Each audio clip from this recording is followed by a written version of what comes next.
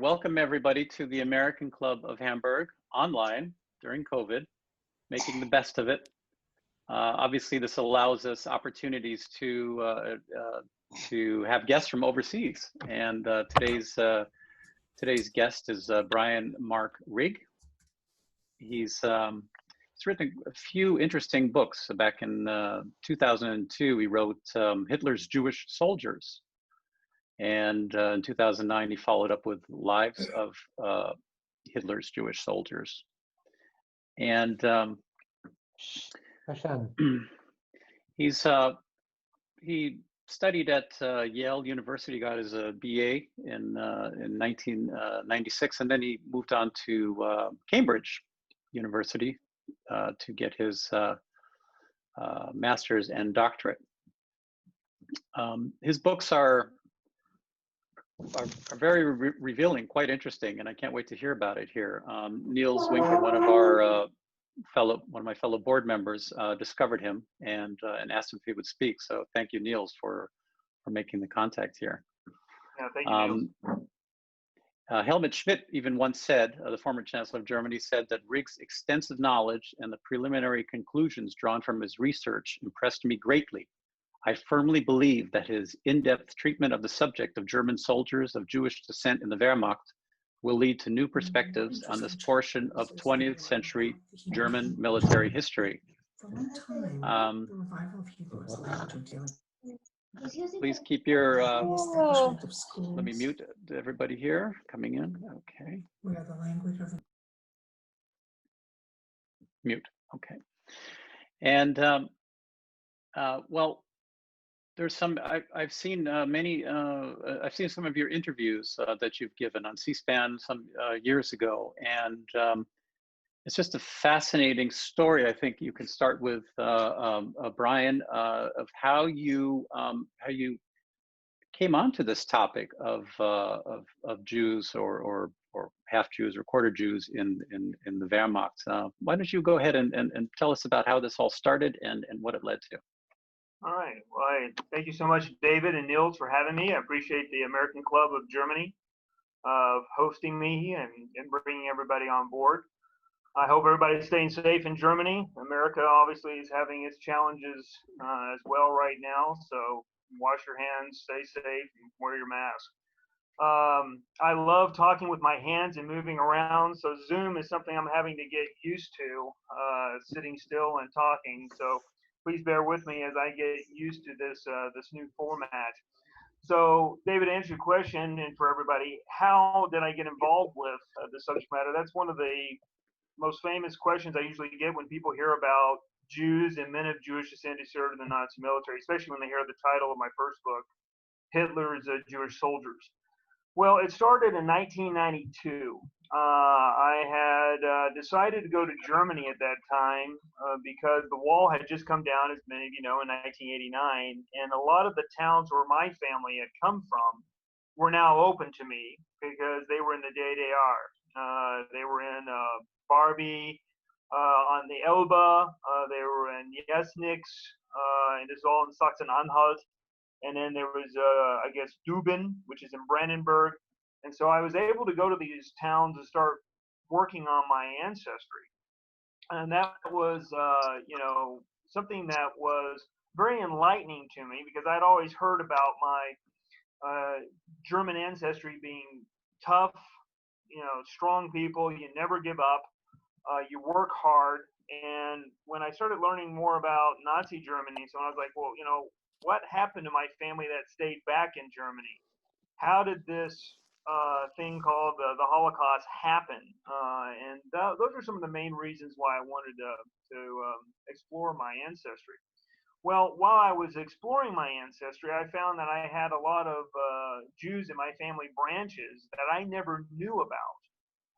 And that got me thinking about anti-Semitism, Judaism, obviously the Holocaust even more so, and thinking to myself, well, why did my ancestors, when they came over to America, why did they hide this? And most likely they did so. I don't have the evidence for this, but most likely they did so because they were tired of anti-Semitism. They came over to America, told everybody that they were Germans and Lutherans, And, you know, the second generation of my family, when they came over, really rose to prominence. When my great-grandfather, Otto Barbie, no relationship to Klaus Barbie. Klaus Barbie was Huguenot background, Barbier. My Barbie is from the Barbie, the town, which comes from the fish called barsh. So no relationship. But Otto Barbie, when he died, he was the third largest rancher in Oklahoma, and he had 200,000 acres. He was a mucker. He really used incredible intelligence and drive. And then I find out that this guy and his wife, Henrietta Mavis, my great-grandmother, they were of Jewish background, and they had both, I guess, together said, when we get to America, we're shutting this off, and never dreaming a great-grandson would go back over and dig up the family skeleton, if you will. So that's one part, David, to answer your question, how did I get involved with this? Because while I was finding this out about my ancestry, I also went to an institute in Berlin to improve my German called the Goethe Institute. And when I was there, I asked one of my instructors what I should do outside besides studying in the libraries to improve my German. He's like, well, go to as many movies that you can and plays, just immerse yourself totally. And I said, well, what movies would you recommend? He's like, well, what are you interested in? And I told him World War II and the Holocaust. And then he told me, well, you got to go see this new film called Ich war Hitlerjungen Solomon. I was the Hitler Youth called Solomon. In America, it's called Europa Europa. And so I went down to this Berlin theater in the middle of the city on Kurfürstendamm, bought my ticket, entered the auditorium. It was basically empty, and waited for the film to begin. And while I was waiting, I heard the doors open up behind me, and I turned to see this old man walk in. And he was a little discombobulated with his surroundings. It was dark in there. His eyes hadn't adjusted. He kind of leaned up against the wall, and it was evident that the guy was unsure of his footing. So with my good Texas upbringing, I went up to the man, asked if I could help him find a seat. He was very appreciative. His name was Peter Millies. And I found him a seat right next to me, and we started talking. He quickly heard that my German was not very good, and he started speaking fluent British English. And he told me if I had any questions throughout the film that I should just ask. Well, he basically translated the entire dialogue. And we weren't worried about bothering anyone since we were the only ones in the theater. It was very kind of bizarre situation in this huge theater that we were in, and it was just he and I. Well, the film, for those of you who do not know about Europa Europa, is about Shlomo Perl, a German Jew who in 1936 leaves Germany because of anti-Semitism and the persecution, and he goes to Poland. In 1939, when Germany invades Poland, he then leaves with his brother and goes to Russia. In 1941, when Germany invades Russia, he is no longer able to escape, and he's taken prisoner outside the city of Minsk.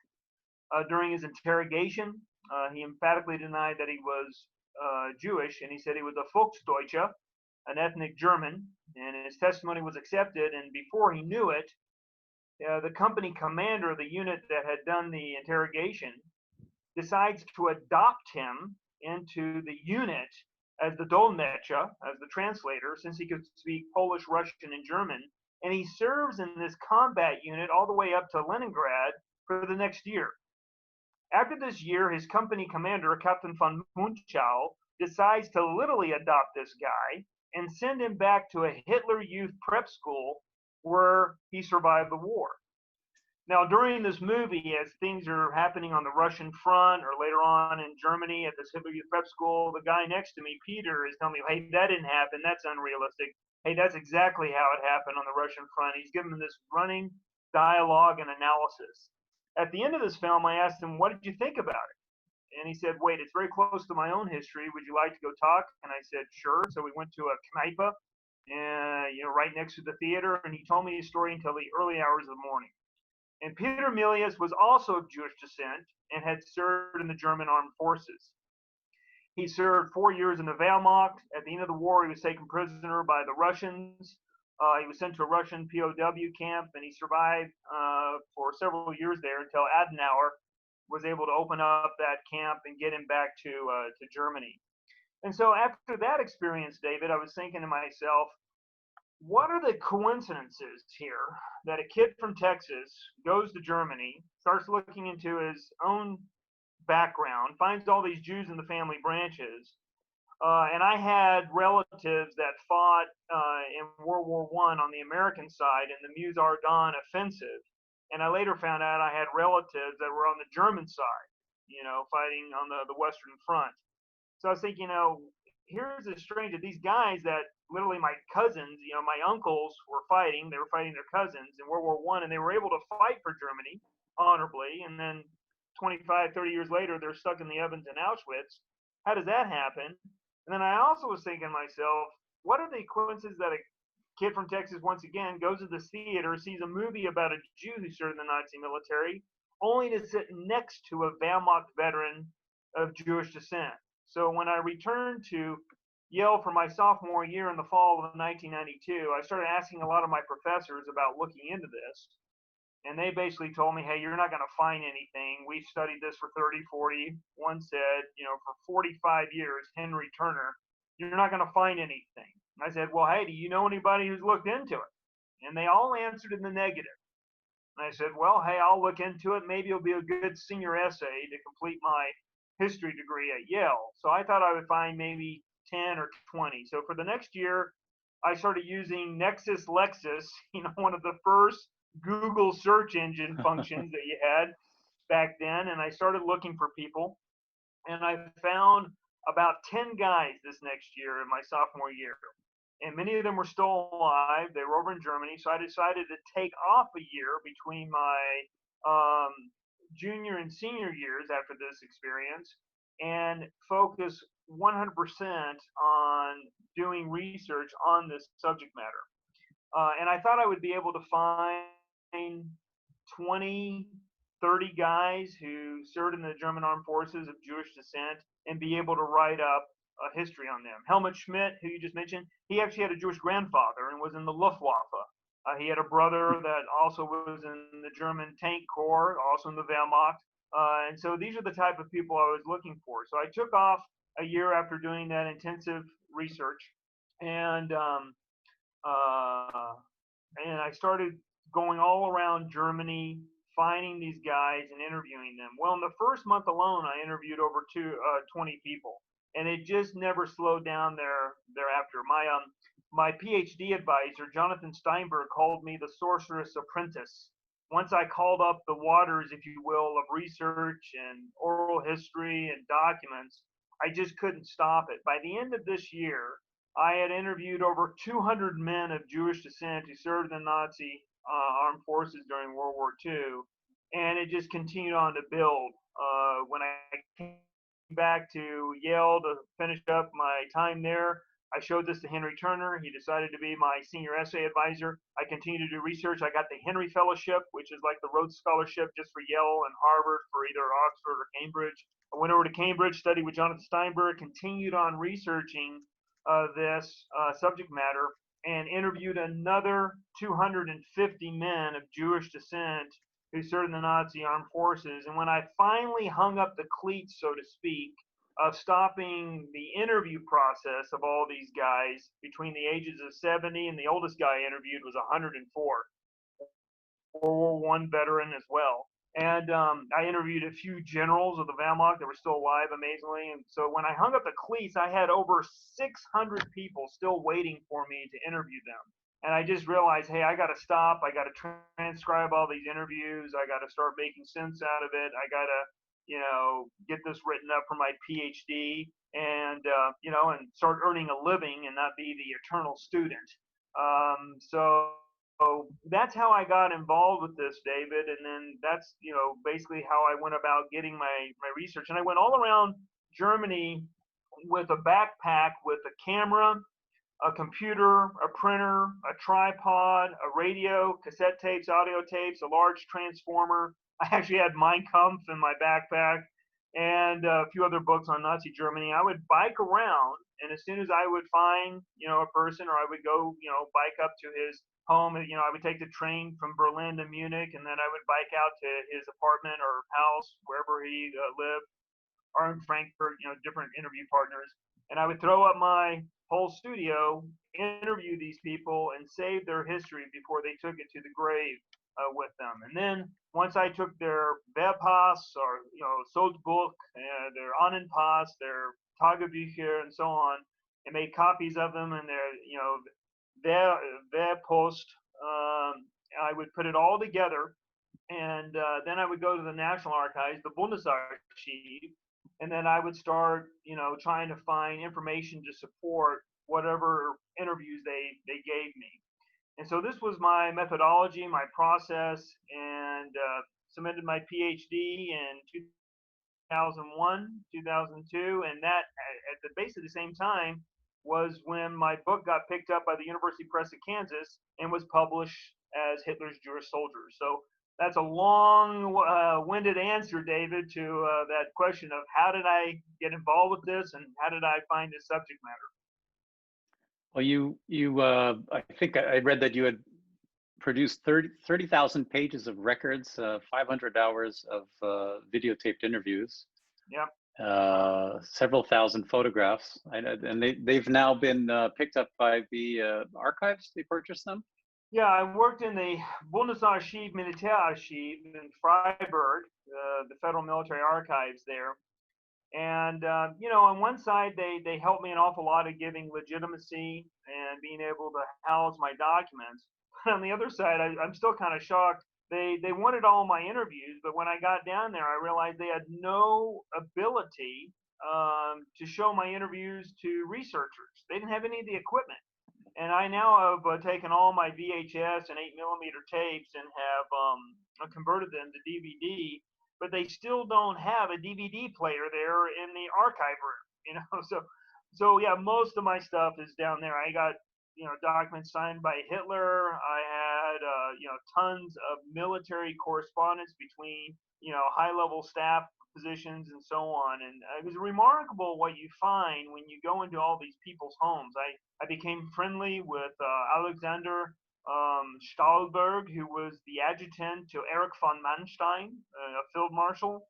I got to document General Malzahn, General Bielitz, and these guys were giving me their documents left and right, which is pretty remarkable when you think about it. I was a 22, 23, 24-year-old kid showing up with a backpack, and when I would leave, I would have like 5 or 10 pounds of paper documents in my my backpack, and it just I take that to the archive, and it just continued on growing and growing.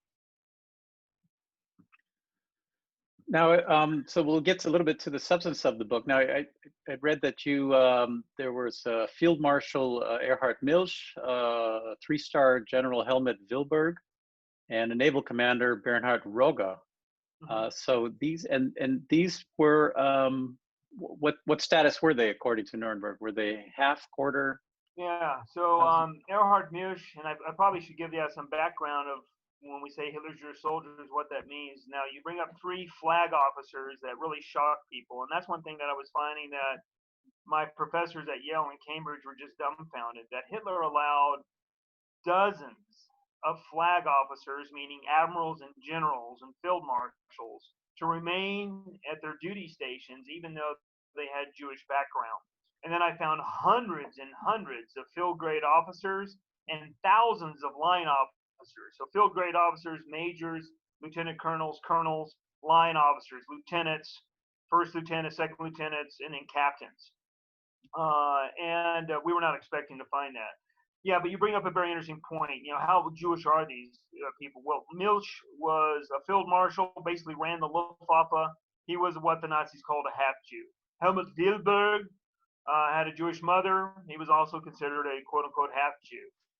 Bernhard Rogge, I just wrote up an article about him on my Facebook page. A brilliant naval commander, the most successful surface warfare officer for Germany during World War II. He sank 150,000 metric tons of shipping, which is basically more shipping than was sunk by the battleship Bismarck, Tirpitz, Gneisenau, the pocket battleship Graf Spee combined. I mean, the guy was brilliant. So now getting to the question of when I say Hitler's Jewish soldiers, how do you say Jewish in the same sentence with Hitler and soldiers? It just doesn't make sense. Well, to understand this history, you first must know about Jewish law. because that causes a lot of confusion about my research. For Jews today, especially religious Jews, a Jew is a person who is born of a Jewish mother or who properly converts to Judaism. So this is called halakha, Jewish law. And now this causes confusion because as the people that you're talking about, David, with Erhard Milch, he was in. David, is there any way that you could put me back on the screen? I'm having sometimes random people come up on my screen and seeing their faces. Yeah, I keeping everybody needs to keep your status on mute. Otherwise, if you make a noise, it pops up. The noise brings in. Okay, now I see you. Okay, so like with Erhard Milch, according to Jewish law, since he had a Jewish father, he's not considered a Jew. But Helmut Bilberg, this 3-star general who developed the operational concept of blitzkrieg, I mean, combine arms. He was brilliant. He had a Jewish mother, so according to Jewish law, he's considered a Jew. And Bernhard Rogge, the admiral, since his mother's mother was Jewish, he's also considered to be a Jew. So when you start using Jewish law, one can see the confusion that can come into being, because then there were tens of thousands of people of Jewish descent who would be considered Jews by Jews in the Nazi military. However, in order to really understand Hitler's Jewish soldiers, if you will, you got to really have a fundamental, understanding of the Nuremberg Laws, the Nuremberg racial laws. In 1935, Hitler brought out the Nuremberg Laws, which created 4 basically racial categories. You had the full Jew, who was a person who had 2 or more Jewish grandparents, or who practiced, I misspoke, 3 or more Jewish grandparents, or who practiced the Jewish religion. So if you were religiously a Jewish, no matter what your background was, you were labeled a full Judah. If you had 51% Jewish background, and not 50, then you were then over the border and you were considered a full Jew. Then you had the Aryan on the other side. An Aryan had 4 Gentile Christian grandparents. And then in between, you had these 2 new legal fictions categories of a half Jew, a person with 2 Jewish grandparents, or a quarter Jew, a person with 1 Jewish grandparent. And these people were called Mischlinge. Mischling singular, Mischlinge plural, as many of you know, horrible terms, basically used for mutts with dogs, means bastard and hybrid. And so these groups were in no man land, the half Jews and the quarter Jews. And these guys, by German law, had to be recruited and drafted in the military, and they had to serve. So these are the guys, the vast majority, who I'm looking at. But what was interesting with the field marshal and the general and the admiral who you bring up, Hitler reserved the right to give Genehmigungen, special clemencies, to all these categories, and reserved the right to either Aryanize somebody or for Deutschblut. It was called the Deutschblutigkeitserklärungen, the German blood declarations. And he would give these declarations by the hundreds, if not thousands, to people, declaring them of pure Aryan descent and allowing them to continue on with their service. So looking at these laws, you start to understand how it was possible that people of Jewish descent served in the Nazi military. And thank God, if you will, that Hitler didn't use halakha, Jewish law, because you would have had a lot more people being slaughtered during the Third Reich, because these half-Jews and quarter Jews would have been lumped up with the Jews. As was, Hitler knew he was in a kind of delicate balancing act, because he didn't want to persecute a lot of these half-Jews because they were also quote-unquote half-Aryan. And if you persecute them too much, you're going to tick off their Aryan relatives who are in the party, the military, the government, etc.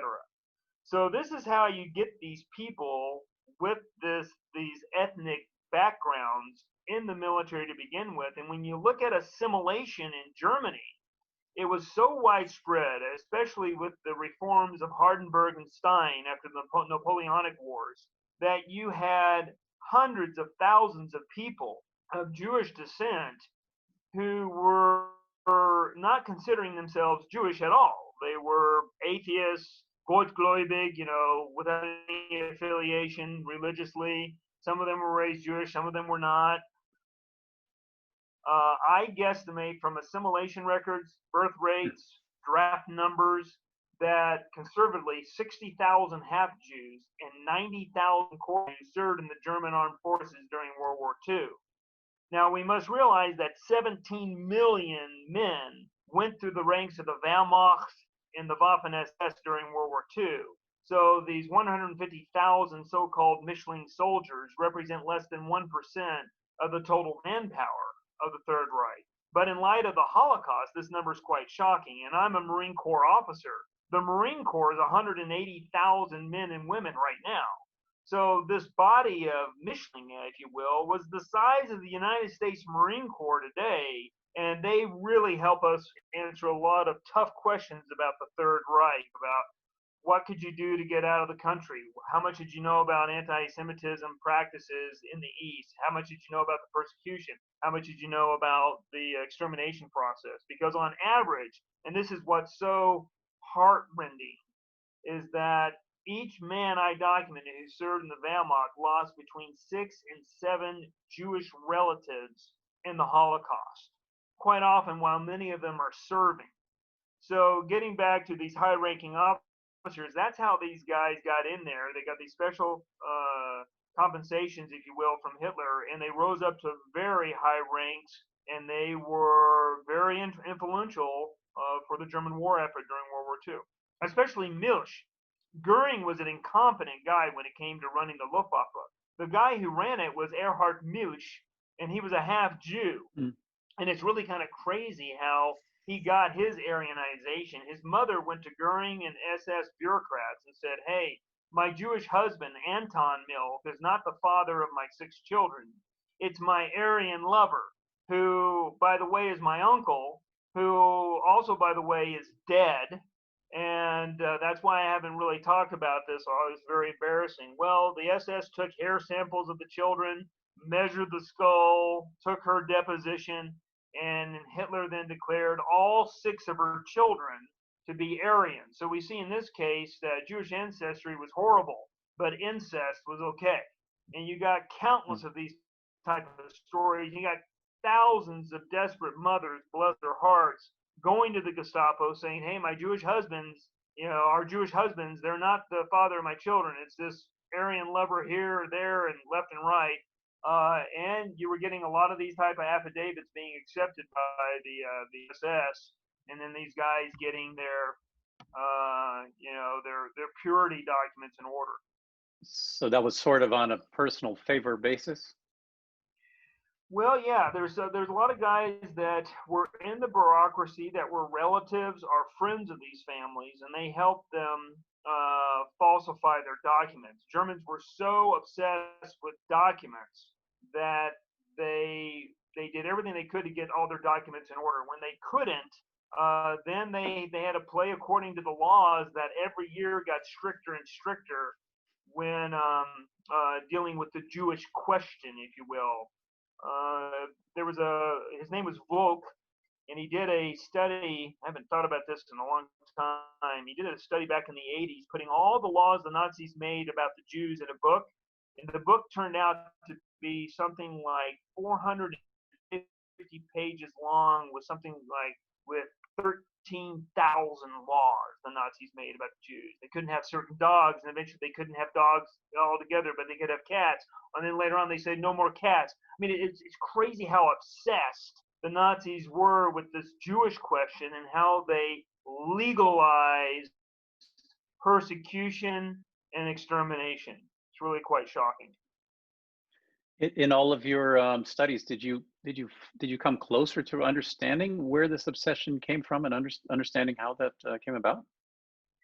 Well, when I give the following answer to my Christian, Catholic, Protestant groups, they always kind of are shocked by this, but there's a lot of truth here.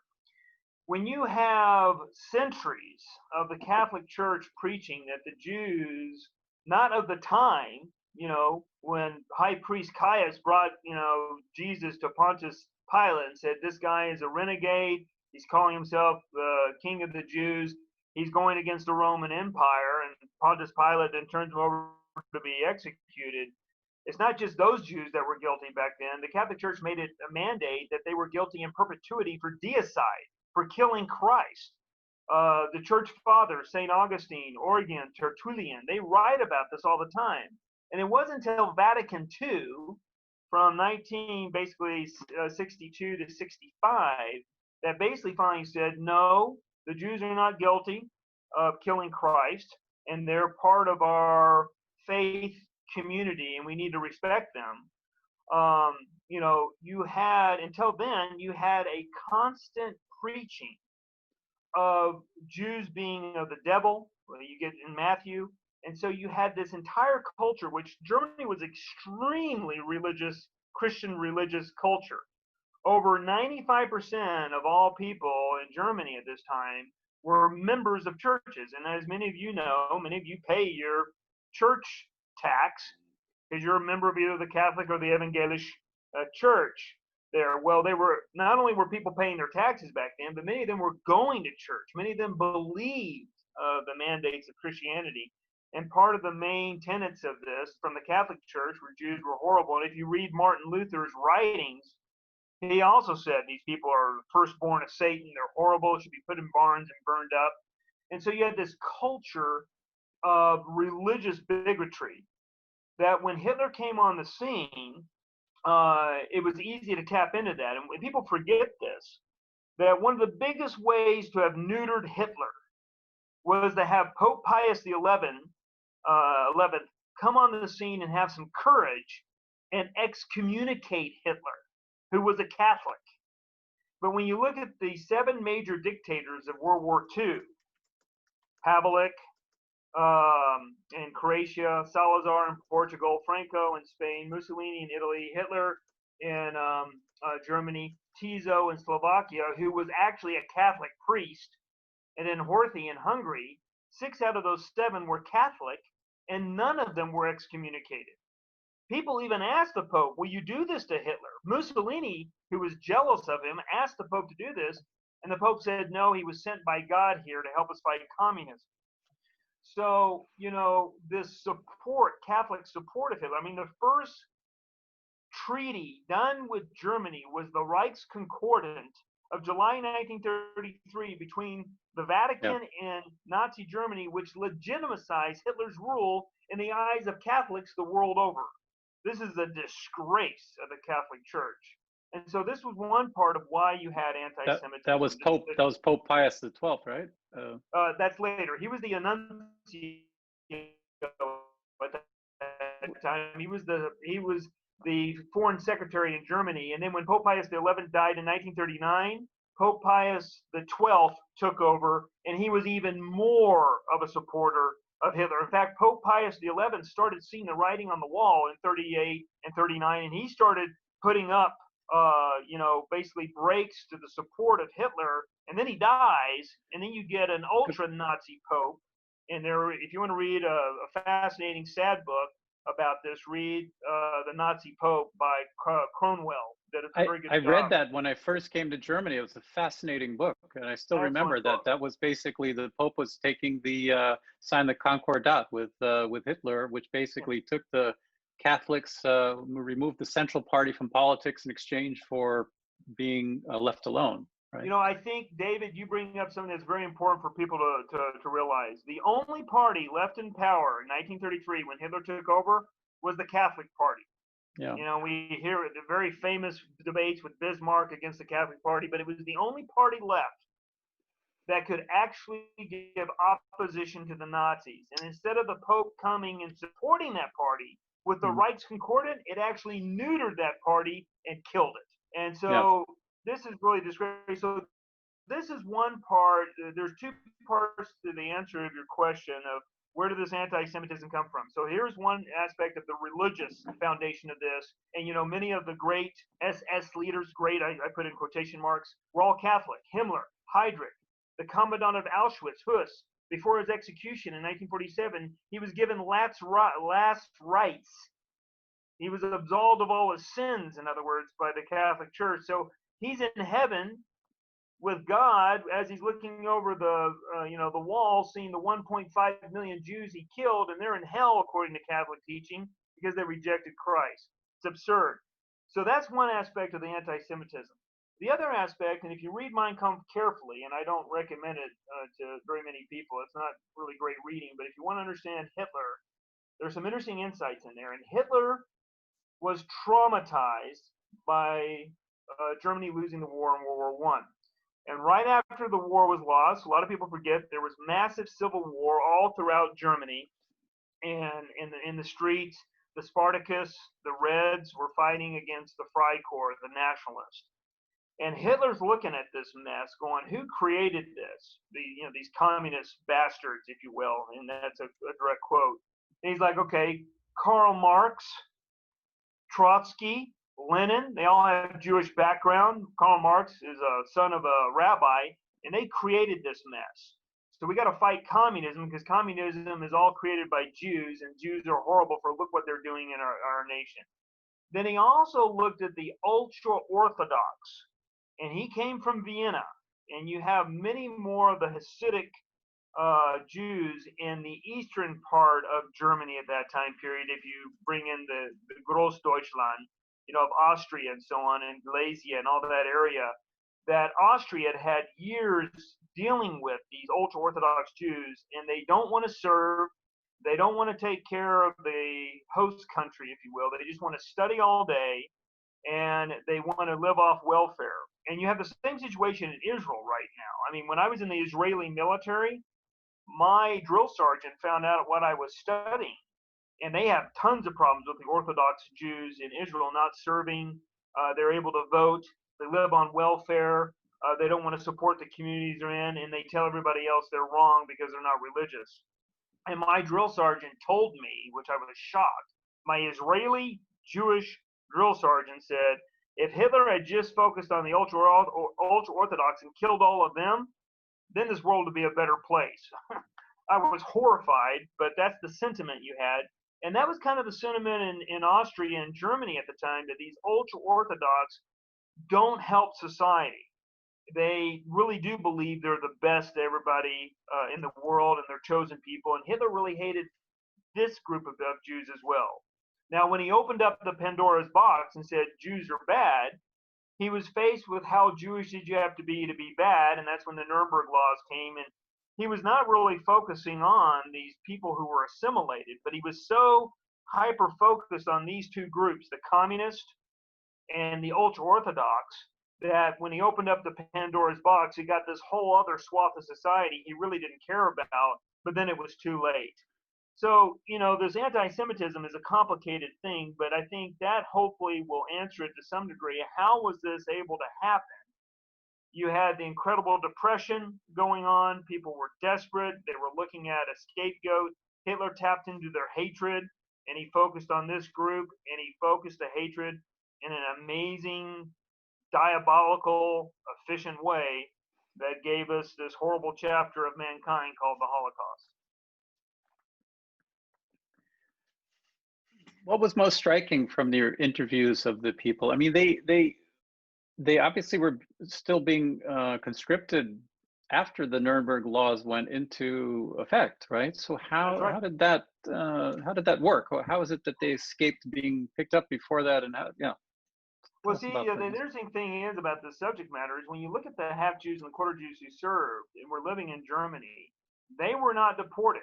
They were not severely persecuted as their Jewish relatives and parents and grandparents.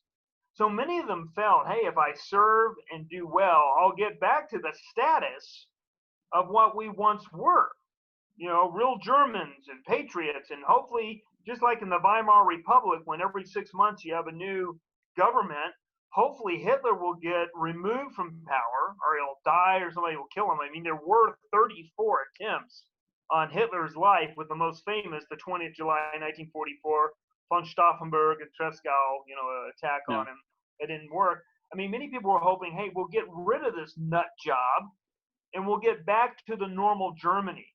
Victor Klemperer and his wonderful diaries. He was that professor of Romance languages at Dresden University. You know, he talks about this in a major way that, hey, where did all the Germans go that I know?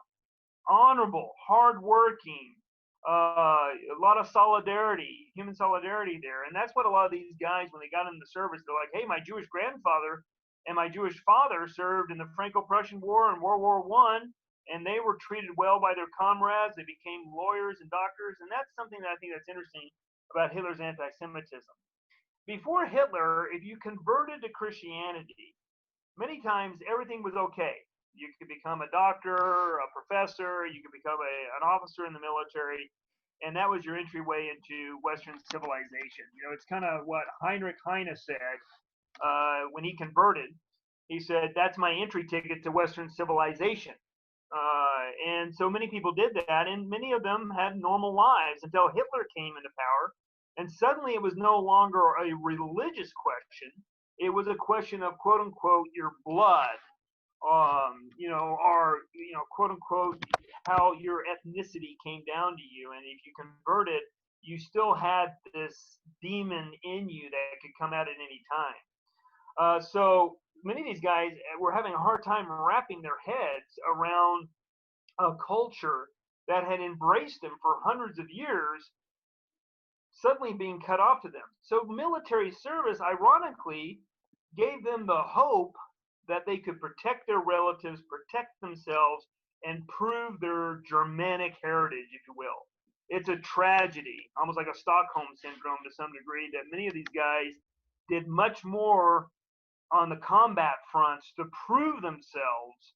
And by doing that, many of them died heroically, if you will. I have over 30 guys who got the Knight's Cross during World War II, like the Medal of Honor in America, and hundreds getting the Iron Cross first and second class.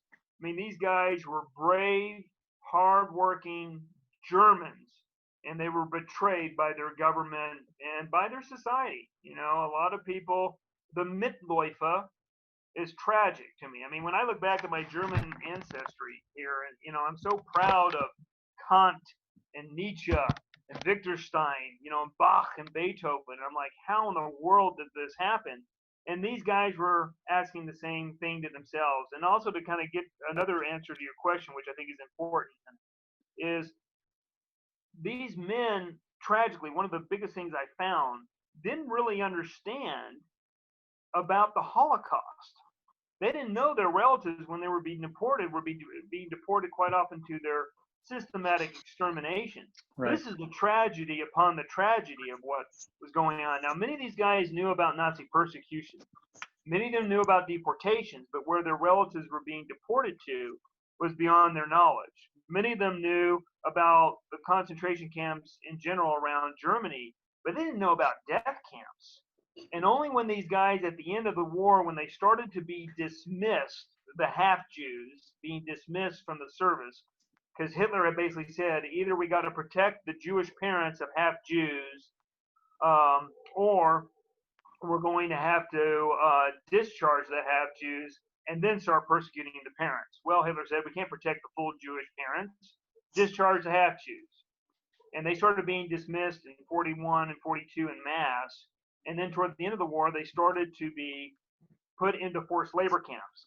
Only when they got to these camps in late 44 and early 45 did they go, oh my God, now I realize what happened to my uncle, my aunt, my grandfather. But until then, they really had no true understanding of what was going on with the systematic destruction of millions and millions of their, ethnic kinsmen, if you will. And that was something that was shocking. I wasn't expecting to find. Before I open up to questions, if anybody who has a question, please send it to me in the chat, and then I can call on you. I was just wondering that, so the people that escaped, the ones that you interviewed, obviously the 400 people, and there, I don't know how you can maybe tell us how many you think that there actually did survive, but are the ones that survived, is that because they were then taken as prisoners of war somewhere, so they were sort of spared from the Nazi fate, or did some of them actually served to the end in the Wehrmacht, still being half or quarter Jew? That's a very, very, very good question, David. So one irony of this story is that many of these half-Jews were dismissed at a time when Germany and Hitler was ramping up for the invasion of Russia, Barbarossa, of June 21st, 1941. So when one knows that 80% of all Germans who died in war died on the Russian front, then by a percentage, these half-Jews, because they were dismissed, and most of them went home for 2 years, 2 to 3 years. They worked, they studied, and only at the end of the war were they taken to these camps. Most of these camps were in Germany, and since the bulk of Germany was occupied by Allied forces, most of them fell in Allied forces, and they had the perfect story. Hey, I'm persecuted, I'm a Jewish citizen. They were immediately released, went back to school, and many of them got into positions of power very quickly because they had the right ancestry. So the irony is, while their Aryan brothers had the honor to go to Russia and get slaughtered by the Soviets, half-Jews at a higher percentage survived the war because they weren't required to go fight the Soviets, and they were in this no man's land for a long time. Now, quarter Jews, to get to your question, they had to serve the entire war. But the interesting thing about half-Jews and quarter Jews, when they were in the military, they were second-class soldiers. They couldn't be promoted up to certain ranks without special permissions. They couldn't get really up to higher officer ranks without the Genehmigung that was called the Deutschblütigkeitserklärung, the Aryanization by Hitler, if you will. So they had consistent persecution in the ranks, but quarter Jews had to serve the entire war. So they died at the same percentage as their quote-unquote Aryan brothers and sisters and, that were stationed in combat units. But half-Jews survived in mass, and most of them, were very thankful in some respects that they had the Jewish background that they did, because it did save them from being killed in Leningrad and Stalingrad and Kursk and Kharkov and so on and all the other places.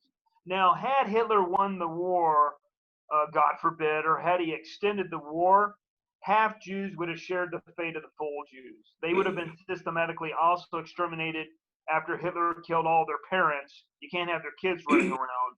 And quarter Jews were going to be systematically sterilized, most likely, but definitely ostracized from society. They weren't going to be allowed really unless they had special permission to marry in with Aryans and so on. So there would have been consistent persecution of these half-breeds, quote unquote, if you will, had Hitler continued on. As it was, probably the best type of ancestry to have if you were a young man during Nazi Germany to survive and not having to serve on Russia was, ironically, being a half-Jew. Very interesting. I'm going to now take a question from Dieter, whose father was drafted by being half Jewish. And Dieter, I think you need to go ahead and unmute yours. Yes, I'm unmuted now. First, that story very first, my father, Jewish by the Jewish law, half Jewish by the race law. And after the invasion of France, he was discharged and then work conscripted. But one remark, they started to deport half Jews by the middle of 1944, more or less.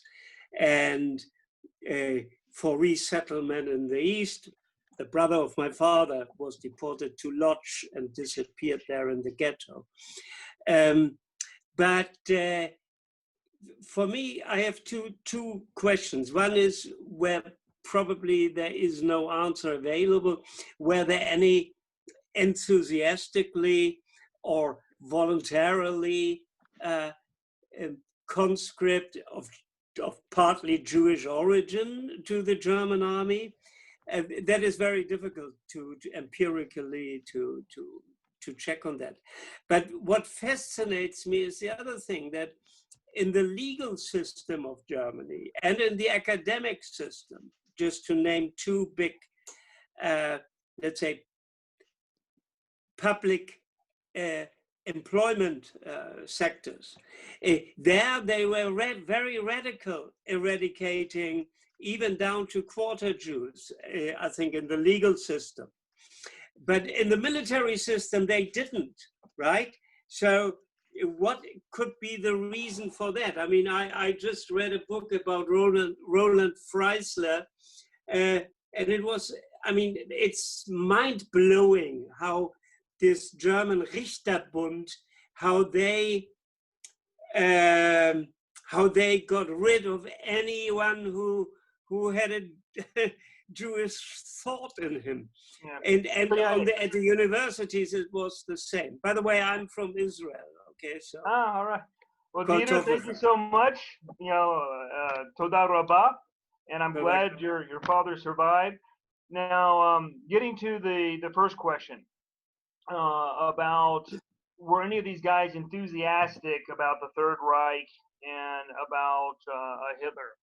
You do have a few outliers that were of Jewish descent that suddenly found out about their Jewish background. They were raised Christian and raised without this knowledge. And they were part of the brown shirts, and a few of them entered it later on in the SS, and they got kicked out when they found out about their Jewish background. Because in the SS, you had to take, if you're an enlisted guy, you had to take your ancestry back to 1800. If you're an officer, you had to take it back to 1750. Whereas in the Wehrmacht, you just had to document your four, grandparents and prove that they were quote unquote kosher Aryans. There's not a lot of those guys, Dieter. In fact, what's interesting, a lot of them, once they found out about their Jewish background, or because they did have Jewish background, it made them more critical of the regime and not get as enthusiastic as others were. Although I can't tell you how many times I interviewed a guy who was taken to some of Hitler's rallies by his father or his uncle, Jewish father, or Jewish uncle or Jewish cousins, and they were, wanting to take the half Jew that I was interviewing there to, show them how bad Hitler was and how idiotic he was. And by the end of these rallies, and this was countless interviews, by the end of these rallies, their Jewish fathers and Jewish uncles and cousins are standing up yelling Sieg Heil with the Hitler salute and getting all wrapped in the enthusiasm of the new, getting rid of the Versailles Treaty. And read Allen's book, The Nazi Seizure of Power. He shows, this is a little town in outside of Hanover he focuses on. You see that a lot of people were excited about the Nazis, not because of the anti-Semitism, but because of everything else that it was really promising, getting back the pride of Germany. And many of these people were, if anything, they were very proud Germans. But luckily, most of these people, Dieter, were not ideologues for Nazi Germany. And that was a good thing that I found. I do highlight a few of the people who were what we would call traitors, but they were a very, very small minority. Now to your second question. A lot of guys were not allowed to study law. You're right. There were certain professions in the Nazi Reich when these half-Jews came back and they started working in society and studying that were cut off to them. Being medical doctors was one. Being lawyers was another. Being high-ranking civil servants was a third. But being a teacher, being a writer, being a journalist, being a businessman, a Kaufmann, these were all open to these guys. So many of them just went into these, areas of study, and that's what to help them. Now, your uncle, and I'm sorry, he did not survive and died in the Shoah. Most of the guys were just deported to Organisation Tod, the forced labor camps. There are a few cases when they were found in the military service illegally that they were deported to Auschwitz or Treblinka or a few of these other camps because they disobeyed the law. But most of the guys who were registered as half-Jews and quarter-Jews officially in the documents, they were not persecuted any further except for just, they had to get special permissions to be promoted. So they were treated as second-class citizens, but they weren't necessarily deported to the east, to the Inlosung, and so on. Many of them were just deported to these forced labor camps. That's the vast majority, to answer your question there. So thank you so much, Dieter. Shalom, shalom. Erev tov. Toda rabba lecha. Lawrence, David, there's other questions. I see my friend Yogi. I just want to say hi to him very quickly. Yes, please do. Yogi. Yeah. Moin, moin. This is really Moin, nice. moin, Yogi. Dieter is my drinking buddy because of a party in Flensburg last year, and I'm glad that Dieter, born and raised in Hamburg, Ochsenzoll, by all places in Hamburg, and now we give talks around the world, and so similar to your... Is your drinking buddy? How's that possible, Yogi? When I drank with you, I had 3 months that I had to survive. That big party. But hey, it's so good to see you, my dear friend. Great talk. What is the future of your research, Bryan? Well, thank you, Yogi. Well, you and I have, and you are the prime driver here, so I need to get back in touch with you, talking about Flensburg. Yogi here, ladies and gentlemen, if you want to know about your German ancestry, he is an expert. He's a historian. He got me educated about Flensburg a year ago when I had my family over in Germany and took me on a great tour of history there. So thank you again for that. My future right now, I just finished up a book on the Japanese Holocaust, and I put that in context of the Pacific War, and the book's called Flamethrower. And I've written 4 books on World War II and the Holocaust, focusing on this subject matter, as you know, about the Mischlinge situation of World War II. I am presently working on a book where I'm looking at the problems of anti-Semitism and genocide and intolerance in the Bible, and comparing that with what we see in Nazi Germany, and how we get a lot of the horrible justifications, especially religiously during the Third Reich, coming from theologians and religious personalities. So I'm actually working on that right now as far as my research is concerned. So thank you for that question, Yogi. I'd like to take a question from Lawrence Barnett. Yeah. Can you hear me, Bryan? Yes, I can, Lawrence. Okay. Bryan, I would like to 4 or 5 questions. I tried to keep them as compact as possible. Sure, I'll get my notepad out and write them down. Go ahead. Okay, no. So you were very critical of the Catholic Church, but actually at the time in the Weimar Republic and at the time of the NSDAP, the even church had an actual, more or less, Jesus was an Aryan, blonde hair, blue-eyed, Roman soldier and all that sort of stuff. And that was in the church services, and actually a lot of the ritual and stuff like that. So that's one aspect you haven't talked about. The second thing is, when you have somebody like Martin Luther, that was actually an anti-Semite, and actually Bach was also an anti-Semite. You've got, some things that, sort of a little bit still in the fog. How the concept of this racial prejudice came about. The other thing was, did you go deeper into the Nuremberg race laws? Who actually wrote them? I think there was one specific person, and that was just an accident and had to be put together very quickly that it could be presented at the Nuremberg rally. So there was a background to that was kind of quite unusual. Lawrence, can we cut it there? That's a lot of questions already. Let Bryan answer your questions. Okay. Well, Lawrence, thank you so much. I'm writing down. You're well educated and well read, I must say. So I do talk about this in my book about the Aryan Jesus, if you will. And Himmler was written by a Hitler Youth kid. I have this document in my book, and the Hitler Youth kid was very confused. He's like, Himmler, we're taught to hate the Jews, yet Jesus, who is the father of our religion, was Jewish. And Himmler came back and said, no, he was an Aryan.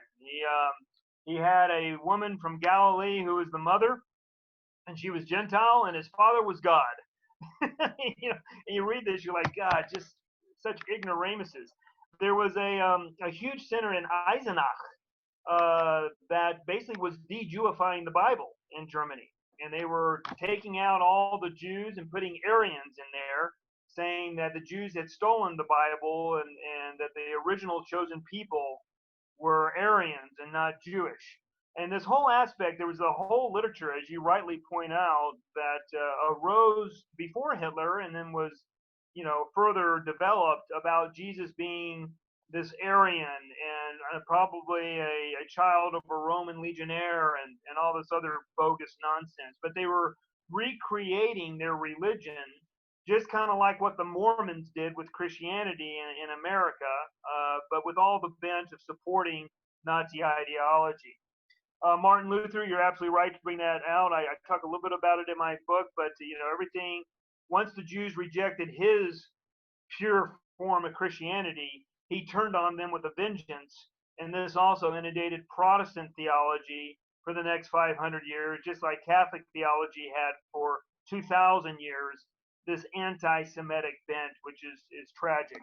He had a golden opportunity, if he was truly a man of God, to change the course right there when he penned all his points up on the door about what he didn't like about the Catholic Church. The Nuremberg Laws, you're right. It was kind of like at the last moment, Nuremberg Laws were done in 1935, and they had to do constant ratifications of it to give more clarification and analysis. What's interesting about the Nuremberg Laws is that Hitler immediately came up with the Aryan paragraph and sanctioned that basically in 1934, basically saying if you had one non-Gentile-Aryan grandparent, you were labeled a non-Aryan. And all of a sudden, all these tens of thousands of people who had a Jewish grandparent were coming out of the woodwork, and it was creating chaos to get rid of all these people. So they wanted to do something for the Nuremberg rally to try to change this up. Also, they got a lot of pushback from the Japanese who were becoming their allies, saying, hey, you label somebody non-Aryan, all Japanese, all four of their grandparents are non-Aryan, they're Japanese. You're persecuting your allies. And they were giving a lot of pushback to the Nazis at that time as well. So that's why when you get the Nuremberg Laws, they're talking about the Jewish problem and the Jewish, quote-unquote, race. And you're right, Gerke and Losner and a few of the other guys were sitting at a kneipe getting ready for the rally, and they're writing on napkins how they're going to divvy up society between the ones who are in the in group and the ones who are in the out group. And that's how they started coming up with all these legal fictions of half Jews and quarter Jews and Mischlinge and how you're going to treat them. And what's really interesting here, I think, with the Nuremberg Laws, a little side note, I talk about this, is, there's a lot of rumors about Hitler having Jewish background. And there was a genetic study done a decade ago showing that it looks like there is some Jewish ethnicity in Hitler's background. Where that comes from, we don't know. Most people thought it was his Jewish, that he had a Jewish grandfather that had his father out of wedlock. Supposedly the story went that his grandmother was a maid in a home. She'd never been married. She was over 40, and suddenly she becomes pregnant with Alois Schicklgruber, which later became Alois Hitler, which was basically Hitler's father. Well, in the Nuremberg Laws, you have all this nonsense about Jews and whatnot and who is in the in group and out group. And then at the very end, he has this random law put into the Nuremberg Laws that said any Aryan chambermaid who's not at least 45 cannot work in a Jewish home. Just like, really?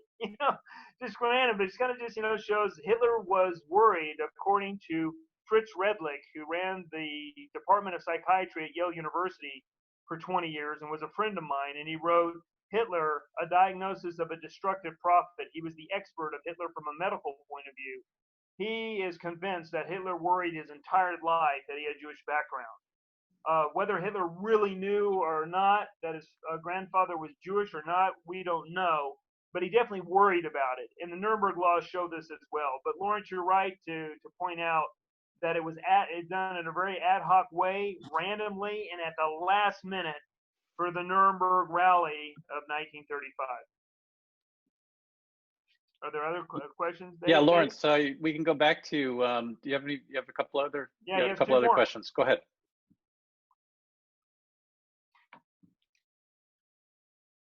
Lawrence, you're on mute. I think you need to unmute. Yeah, you're on mute, Lawrence. Unmute yourself.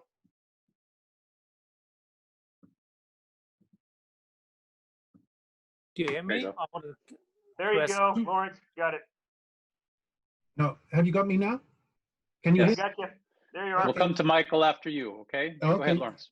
When you were talking about the Catholic Church, I think it's worth mentioning that the Jewish order, the Jesuits, that they had also, that you had to prove that you were I think 6 or 7 generations back, not Jewish. And that only changed, I think, around 1983 or 1980 something. So that was one question. The other one was, I wrote the question down before, because I had a strange circumstance in Australia. I come from Sydney, and I was having dinner with some friends, and they were in military service. And there were some other guys there, and we're talking, and he said, you know, oh, you speak German, where are you from, and stuff like that. And he said, well, I immigrated to Australia. I was in, you know, German, and I did this and did that. And it started to get confusing because I couldn't understand that he had fought in the war, but he had Jewish background. And it's actually this theme that we're talking about tonight. And he was telling me that he fought on the French coast in the defense system. And our conversation didn't go much further, but you know, I was quite confused that he was Jewish and had fought in the army. So that was another thing. I wanted to find out a little bit of your thoughts on Ludendorff and the background of international finance and the knife in the back. That was a lot of the persecution of Jews through Ludendorff and Yes. the NSDAP. You didn't mention that in your discussion to now. And the other one was how many people actually, you know, not in Germany, but in countries like in Italy or Spain that actually had military forces helping in the time of the national, or in the Second World War. Was it a similar thing? Did it happen there also? You know, there were so many Jewish people that were in the Spanish army and so many Jewish people in the Italian army that fought in the Second World War. And after the Second World War, how many people actually then immigrated? For an example, the one that I just mentioned in Australia, how many people after the Second War with Jewish background that had been in the war had immigrated? Because most of what you've said tonight was interviews that you'd had in Germany. Yeah. Well, man, Lawrence, it looks like whenever I get to Australia, I'm going to bring a keg of beer, and you and I are going to hang out for a couple of days. So here, let me get to these questions. These are wonderful. So yeah, the Catholic Church has been notoriously, for the longest time, anti-Semitic and putting down other groups that, you know, not necessarily Jewish, but other groups also that were not of their religious order, the Protestants and so on. I mean, Pope Pius XI and Pope Pius XII hated capitalism. They hated the Protestant movement and so on. And of course, they did not like Jews. So you have this history, like you're talking about the Jesuit order having to take their generations back 7 times to prove that if they wanted to become a Jesuit, they had that purity in their bloodline. So that's also another stain on the Catholic Church, unfortunately. Getting to your question about Ludendorff and other people of his ilk, unfortunately, you had a lot of people who gave in to anti-Semitism and the hatred of, you know, them controlling the money and so on. A lot of people forget that the church forced the Jews into lending because there's an archaic law in Leviticus that says you shouldn't do lending because that's not of God. The church later said lending is of Satan, but since Jews are going to hell anyway, we'll let them do the banking. So they almost created their own monster, if you will, quote unquote, with this anti-Semitism. Ludendorff was a buffoon politically. Henry Turner, who I studied under at Yale, who wrote about him in the Weimar Republic, he supported Hitler and he was betrayed by Hitler, but he was a puppet. He was emotional. Hindenburg was always shaking his head at Ludendorff's, mind and how he was very emotional. So he unfortunately is an example of many people who had anti-Semitic tendencies who achieved high rank in the military and society. And he's just a sad story of Germany at this time period. You bring up a very interesting question about what happened to the Jews in the armies allied with Germany. Well, I found many Jews and tens of thousands of partial Jews served in the Hungarian military, served in the Italian military. If you read Jonathan Steinberg's All or Nothing about Italy, you will see there was a high-ranking general that fought for Mussolini in 1935 in Ethiopia, and his name was Levy. He was Jewish. Finland protected their Jews. In fact, there's sad stories of Waffen SS units going into battle against the Soviets with the Finnish units next to them. And after the battles, one of the Finnish guys, his name was Katz, had rescued a Waffen SS platoon from being obliterated, and he's given an Iron Cross by the Waffen SS officer. And as he's finished, the Waffen SS officer goes to his field mess tent, while Katz goes to a field synagogue to do his prayers. So you got that kind of interesting dynamic. All the Allied armies with Nazi Germany had people of Jewish descent and Jews, and I started working on that to put a whole chapter of it in my book, but it was going to get too big, so my editor pulled it out. Immigration, you bring up an interesting, Lawrence, interesting aspect about a lot of these men. They did immigrate after the war. They went to Australia, they went to Argentina, they went to Israel, they went to America and Canada. But the vast majority of the people I interviewed were in Vienna, Austria, and in Germany. But what's interesting, I find, I interviewed and documented over 30 guys who were living in Israel. Many of them who were also Israeli military veterans who had fought in the War of 1948 and also the War of 1956. When I gave my lecture tour in Israel in 2005, my publisher, Matar, at that time, the guy who ran it, he had a cousin that was in the Ministry of the Interior. And when his cousin heard that I was going to give a lecture, he said he had remembered hearing something strange a few years before, and he looked into it before I came on my tour. And what he had heard is that people were getting Wehrmacht pensions in Israel. And so he did some homework for me, and he brought some documents and showed that when I was giving a lecture in 2005 in Tel Aviv at that time period, there were still 100 people in Israel getting their Wehrmacht pensions. So you can only imagine the thousands throughout the years who probably got their pensions who were like these people of Jewish descent, served in the Nazi military, and then decided to go to Israel and fight for Israel and live in Israel and in a democratic country that was ruled by Jews, so they didn't have to worry about anti-Semitism. Michael, you've been very patient. I know you have a question. You got to unmute. Go ahead, Michael. Can't hear you. Go ahead and unmute, Michael. There you go. You talked about the failure of the popes, and I'm North German and evangelic, and I spent a few years in South Germany, so I have a little bit attention about the Catholic faith. And once I saw a map of Germany with colors from vanilla to dark brown. It showed the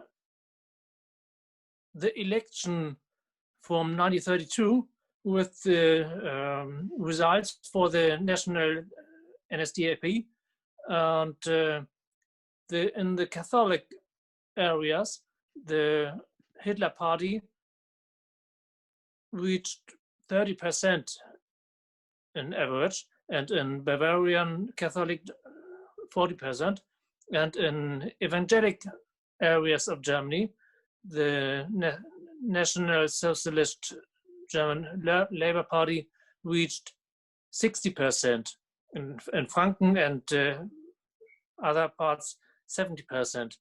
And in the movie Mississippi Burning, it's about KKK, and they are talking about differences between Catholic and evangelic, and I think nationalism is a special evangelic problem, because kings in the medieval, for a few hundred years ago, kings who decided their country shall be evangelic, they wanted to be less power above them. They wanted to have the power in their own hands. Their decision to be evangelic was not religious. It was about power. And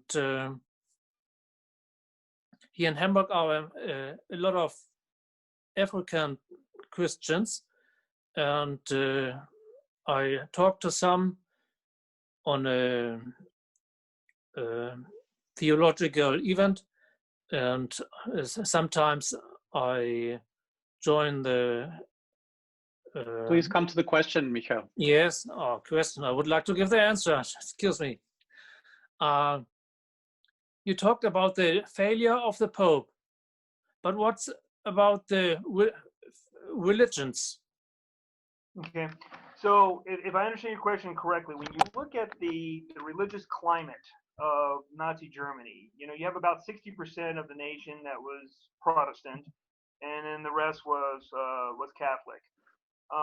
And so, and some people kind of move those numbers up, maybe 45% Catholic, 55% Protestant, but the vast majority was Protestant. You did have this fringe group, the Bekennende Kirche, under Bonhoeffer and Niemöller, that fought against Hitler, but they were unfortunately a tiny minority.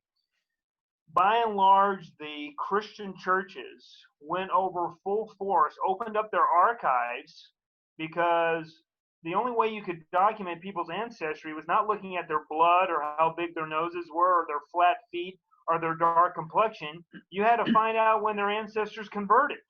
So you had to find the documentation that were in the churches with birth, certificates, death certificates, and marriage certificates, and they opened them up left and right. You had over 1,000 chaplains in the German military at any given time ministering to these people, and they all took an oath to Hitler. Many of them were not necessarily passionate about Hitler, but many of them got wrapped up in the enthusiasm. What people forget is that one of the worst things you can do with a weird, bizarre leader is, see him have a lot of success.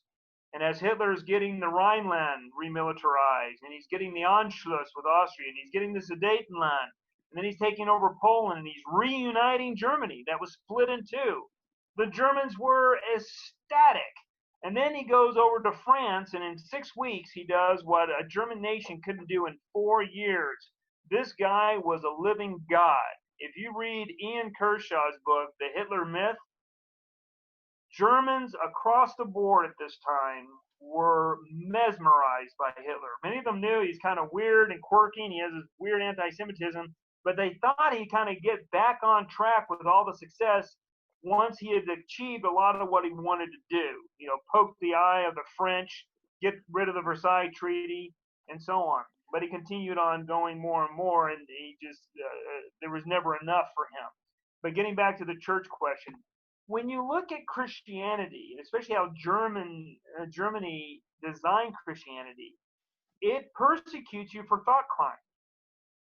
There's no religious freedom in Christianity. What happens if you deny Jesus his message and say, I don't believe in you as the Messiah? Well, he throws you in an Auschwitz without end.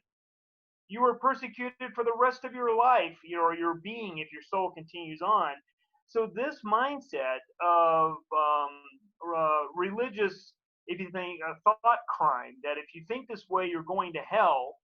When you think of others that way, you persecute them, you think of them as inferior, and you dehumanize them. When you think somebody's going to hell because he doesn't believe the way you do, you're not going to treat him as an equal. And German Christianity is not unique per se with this. I mean, America has it too with the KKK, talking about Jesus being blonde and blue-eyed and don't ever marry black people and so on. Although Jesus probably looked very Semitic and very swarthy and, if you will, more black than he does white. But nonetheless, you have this religion that creates exclusivity. It doesn't bring in inclusivity. I mean, the wonderful thing about America with Thomas Jefferson and James Madison is that it took a secular government to discipline religions. We have religious freedom. We have open discussion. We have freedom of the press. Religion doesn't allow that. I mean, look at the first 3 commandments. Thou shalt have no other gods before me. Thou shalt not use my name in vain. Thou shalt not have any graven images. There goes the Buddhists. There goes the Hindus. There goes the Mormons. There goes the Jews. There goes the Arabs. I mean, This is moral chaos that these pure theological mandates create. And so when you have a nation that is heavily religious and they come and they speak on God's behalf that Hitler is the Messiah to rejuvenate German Christianity, German nationalism, you have a reservoir of a way of thinking that is easily manipulated into a totalitarian state. So Christianity, in many respects, in World War II, showed its bankruptcy, to use Paul Johnson's, a former Catholic historian's take on it. Shows the bankruptcy of its theology, that instead of like stopping people like Hitler, it actually provided the foundation he needed to spring his Third Reich on the entire world. And what's interesting that you see in Germany now compared to what it was like 80 years ago is that I rarely find anybody who's a religious Christian in Germany. They're all atheists. Nobody's in the church. You know, nobody believes in a divine birth and a Virgin Mary and heaven and hell. And, you know, the whole mythology that Christianity's built on really got destroyed during the Third Reich, because it just showed its utter inability to prevent these type of regimes. Remember, 6 out of the 7 major dictators of World War II were believing Catholics. They were raised as Catholics. Horthy was a Protestant. This is not actually good ammunition for the Christians to show what happens when you have Christian nations with, you know, the ability to wage massive war and genocide. What they do they love thy neighbor as thyself, or do they do that old, what is that old German phrase? Yogi, you help me with the phraseology. Würdest du mein Bruder sein, als sollte ich deine Schädel rein? You know, and the Nazis proved that in droves. So thank you for that question, Michael. Well, Bryan, we're wrapping up. We're coming up to an hour and a half here, so I think. Sure. Well, I thought we were going to go for 3 or 4. I know it's only 9 I'd o'clock. love to, but I think you said you have some other things to get to. You know, I mean, thank you so much for joining us from Mexico today. But just as a final thought, now that we have less than a week is the U.S. election, although already 60 million people have voted.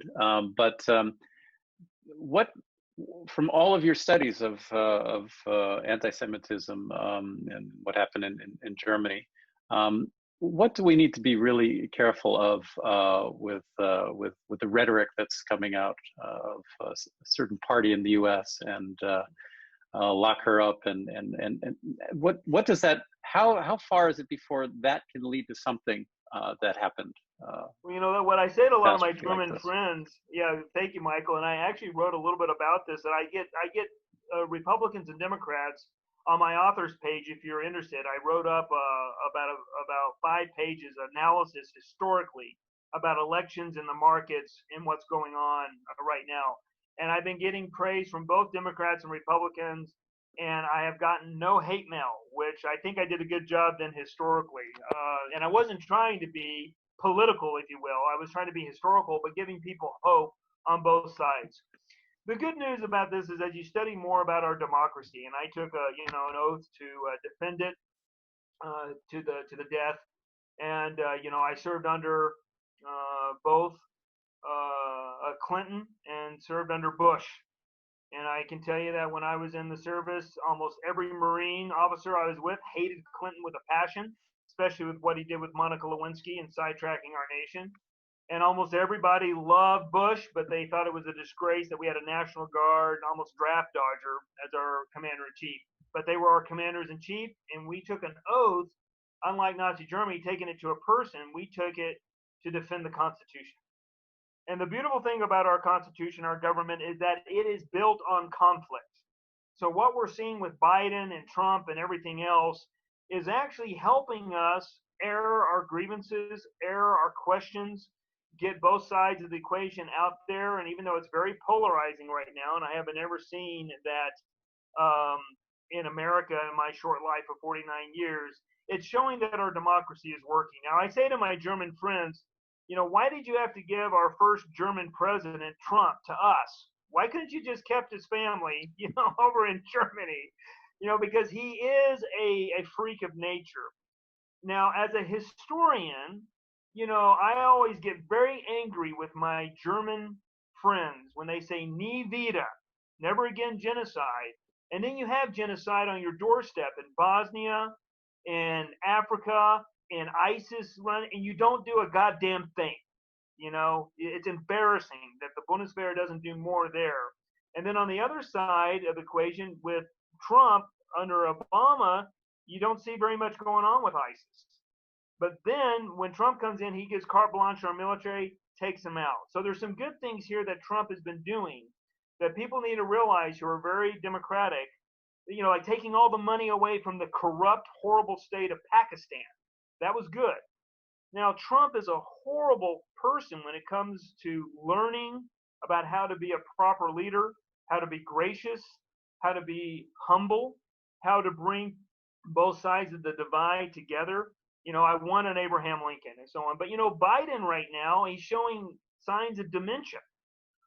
He doesn't have the cult of personality behind him. A lot of Americans are thinking, oh my God, is this the best America has to offer? It's an embarrassment on both sides of the equation.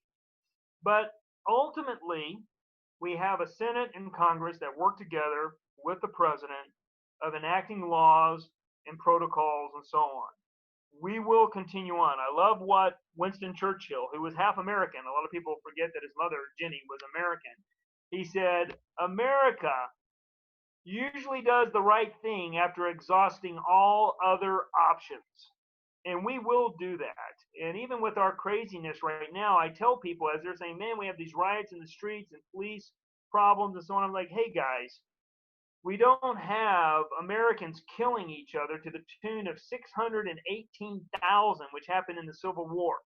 You had whites killing whites over an idea about how government should be run. It could be a hell of a lot worse. And if America survived that, and also survived in 1812 when the crazy Brits came down and burned our capital and we didn't have a strong military and government to support us, and we survived that, we'll get through this right now. Now, it's going to be interesting what the historians do with Trump if he has 4 more years or if he gets out now and here in the next couple of years they look at his 4 years. We're not at our best. As some observers of the French Revolution said, people get the leaders they deserve. I hope out of this process, both the Democrats and Republicans do a better job of vetting their leaders before they put them out there, not only to America, but to the world. Why can't we have Petraeus and Mattis or Kelly or Powell, or even Hillary back, in the mix, who have the respect of the world and know how the world works. So in essence, I'm very hopeful for the future, whether we have Biden or Trump. We're going to work through this because Americans do that. But I also am shaking my head as the world is with this guy that we have right now as our commander-in-chief. So thank you for that question. And if you want more, like I said, ladies and gentlemen, you can go to my author's page and I kind of analyze this historically. And in the end, I think I bring up a very hopeful message that, we are going to get through this, and that what you're seeing in America with the division and the conflict and the debates is actually how our founding fathers set up our Constitution and our government to prevent dictatorships. What you're seeing right now prevents dictatorships, even though it's not pretty. I think it's very interesting also what you said about how when you serve in the service that you're serving the country, you're not serving a person or a leader specifically. We had just in the summer we had Colonel Mo Davis from North Carolina. Do you know him from Congressional District 11? And he was the prosecutor at Guantanamo who actually refused to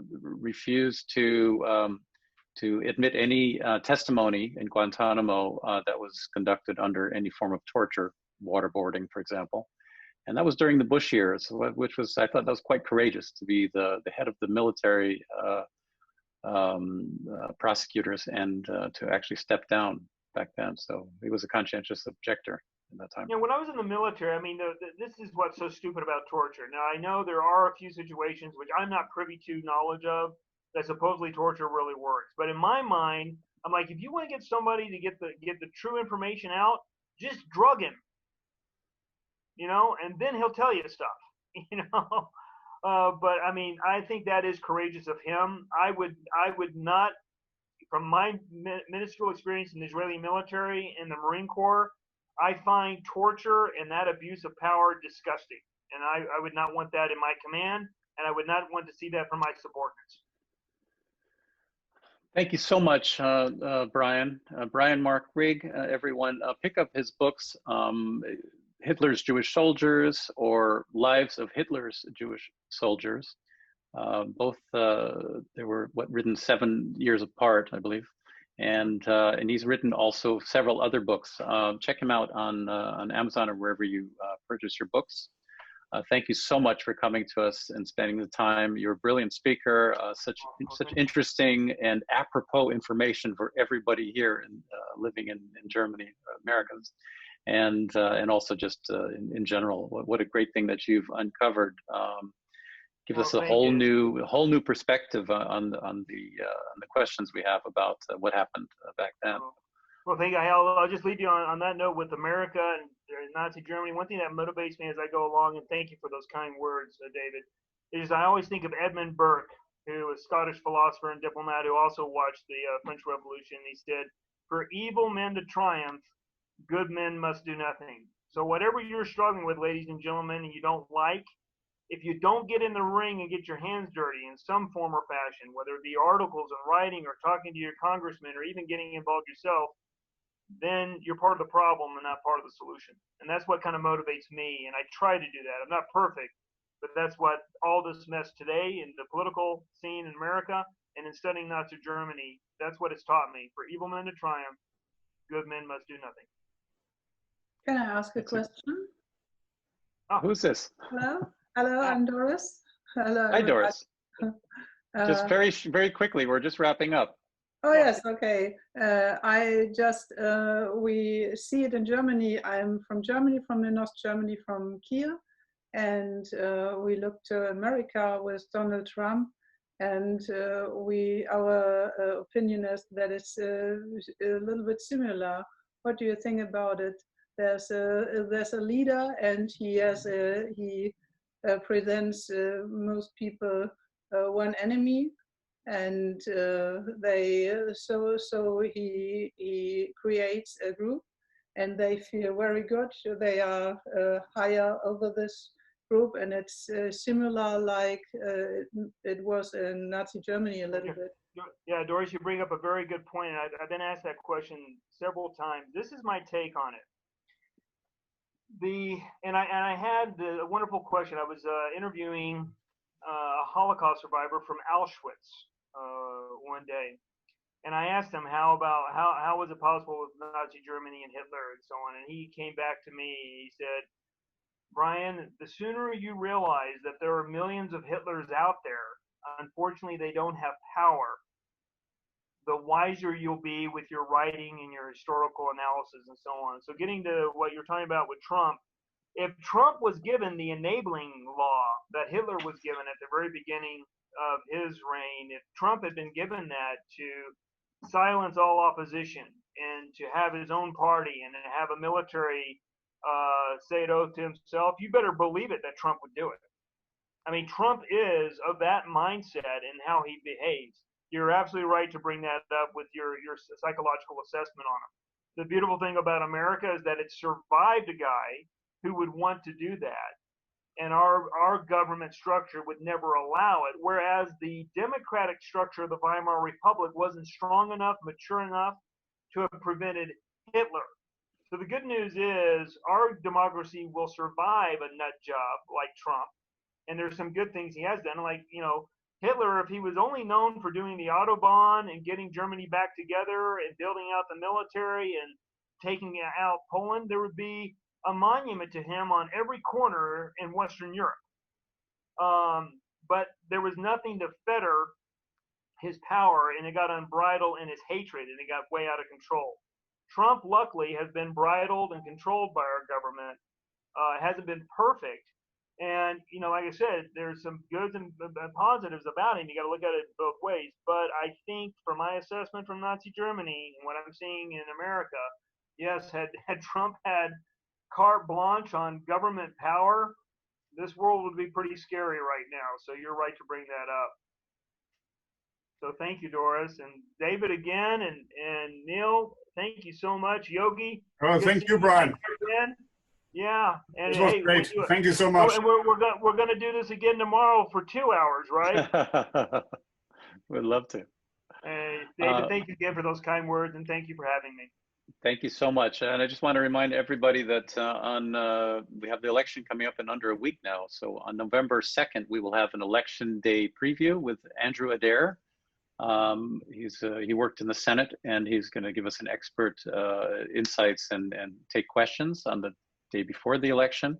Then on election day, we're going to have a tailgate party starting at 8 o'clock for 1 hour where we can all talk. And Doris, please come back with, we'd love to hear from you there as well. And then at 9 o'clock, an hour later, there's an election day event at Bucerius Law School where our Consul General will be the opening speaker, and Darian Akins, he's also our honorary president of the American Club. And one of my fellow board members, Annalie McWilliams, will also take part in the panel, and there'll be some great experts, and that will go through until the wee hours of the night. Then 2 days after the election on November 5th, we'll have a post-election event with the Federal Chancellor Helmut Schmidt Foundation and the Europa Hamburg and the University of Hamburg, and I will also be a panelist for that. All of these events will be available for live streaming. So we hope that you can all participate. And towards the end of the month, we will also have an event with BBC contributor Joe Bauer, who presents a very witty view on German Ordnung. You might enjoy seeing that one, Bryan. Okay. And that one's on. So everyone, thanks for joining. You can all unmute yourself if you want to say goodbye to, and thanks to Bryan. Love to hear from you. Moin, moin, Bryan. Yes, thank you, Bryan. Moin, moin, Yoga. Thank you, Doris. Thank you, Bryan. Michael. Thank you very much. Hey, Dieter. תודה רבה, היה Yeah, מעניין. בבקשה. ערב טוב. Yeah, חבר. יישר כוח. All right, moi moi, Yogi. Thank you, David, again. All the Sure. best. Thank you, Bryan. Have a good night, Thank you, Doris. Bryan. Bye-bye. Thanks so much.